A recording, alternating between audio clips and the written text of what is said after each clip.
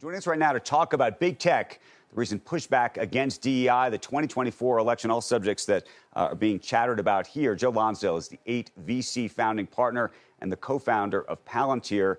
Good morning to you, Joe. We're going to be seeing your other co-founder, by the way, later this week right here. Peter Thiel is going to be joining us. I want to start, though, with the news of the morning, and it has to do with what's happening in Europe as it relates to Apple. You saw that Apple's now been accused of using its App Store improperly, claiming a regulatory problem. It's the first time that a U.S. company like this has been charged.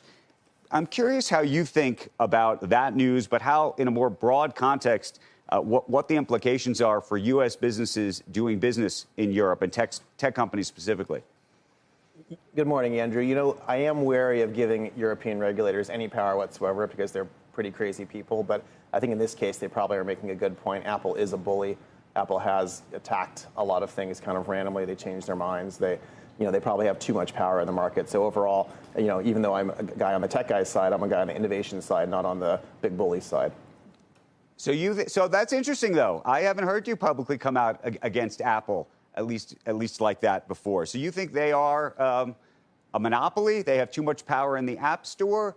What's your take and what's your solution to it? I can only speak to my personal experience, but you'll start building things that are important on top of Apple. When COVID started, a lot of really smart people said, what can we build on top of this for vaccine passports and for detecting who's tested or not, because we thought it was really important right when COVID started. We didn't know this was going to work.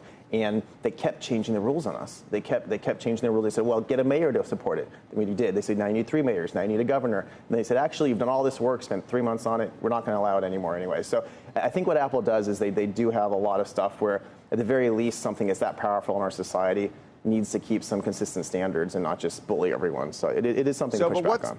What's the level of power, though? So if I said to you, for example, that I wanted to start a new app and I wanted you at Palantir to allow me to operate, to effectively operate on top of Palantir or to tap into your APIs, you'd say, Andrew, you're crazy.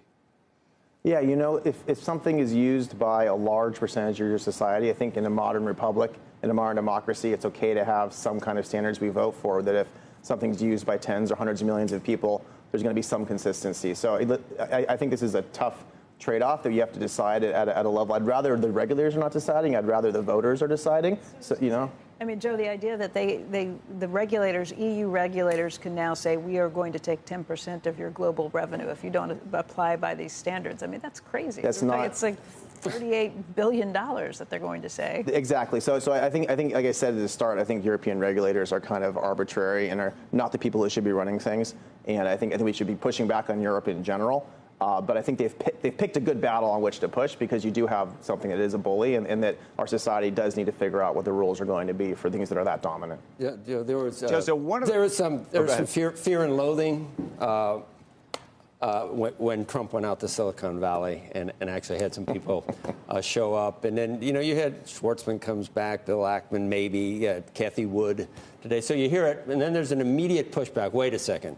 No Fortune 100 CEOs are actually giving any money. It's a quiet group that we're talking. Would anyone in the right mind say, I'm giving money to Trump at this point? Do you see a shift at this point? Joe, switching us to Trump, Andrew. Listen, I think a lot of people are fed up with a lot of the policy that we're seeing right now. And I'm on all these chats in Silicon Valley where they call it the omnicause. They're disgusted by how much it's breaking everything. I don't think people are rallying around Trump, the person, in Silicon Valley, so much as they're rallying around this is insane, the kind of broken stuff. But you can see it. I was in Los Angeles last week. I'm not going to out anyone or imply that I talked to a lot of people, but there are a couple of people that told me that, and I was shocked at who they were. I have a huge number of friends in the technology world who are going to be on the Trump side this time and are going to be against Biden. And again, I think it's not as much about choosing between the two men or the two personalities. You're seeing all this stuff just break things in our country. You're seeing us try to pass a CHIPS Act, which is a pretty bipartisan thing, and then nothing gets done because there's over a dozen ridiculous DEI things, and they can't find enough female construction workers. And so far, our country's stalled because you have these crazy people in charge. Anyone talk about two-tiered justice or a way of defeating your opponent, not through even the my friends in the Valley who are voting against Trump, most of them who are, I know well admit, those are probably not felonies, those are probably misdemeanors, and they're probably upgraded for the sake of politics. So no, I think a lot of people are disgusted and pushing back on what we're seeing right now. Joe, just to that point, though, because we did have this conversation earlier in the broadcast with Jeffrey Sonnenfeld, how many of those people do you think between now and the election either come out publicly or do give money, which becomes public, to Trump? Or do you think that it remains this sort of quiet support that you're describing? I think a lot of people have been waiting. A lot of people are waiting to see, make sure it really is going to be Trump versus Biden, to see how these things shake out. I think a lot of them, maybe sometime closer to August or September, are much more likely to come out in public. And listen, again, you have these people attacked by the FTC. You have people attacked by pretty much every agency there is. You have all this stuff we're trying to build, and the country can't build anything anymore because of these stupid rules in place. So yeah, I think a lot of people are furious, and they're waiting for the right time. And frankly, there's a little bit of safety in numbers, Andrew. People are waiting to all come out together because they saw when Peter came out by himself how much he got attacked and how much that ruined his life a little bit, unfairly, I think. And so people Joe, are hesitant. What do you make of the arguments around the former president being either polarizing and or the larger worry that we hear about a lot about democracy, about the rule of law, and what that ultimately portends? The former president is certainly polarizing. It's certainly harmful to people overall to come out and support him has been the thing that we've seen, so people are waiting to do it together. In terms of rule of law, Andrew, I think the rule of law is very clear in this country. I think we have judges that were put in that are mostly originalists.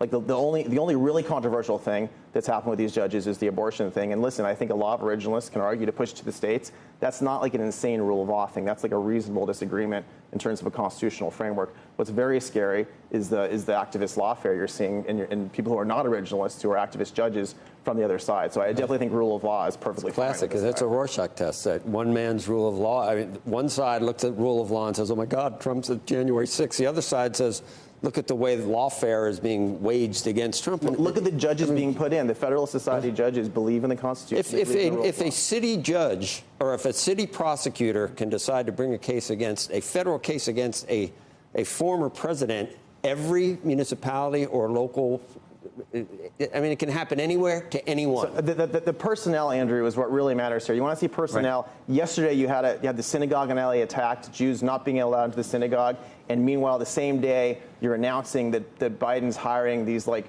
anti-capitalist, pro-Linda Sarsour, really scary junior personnel.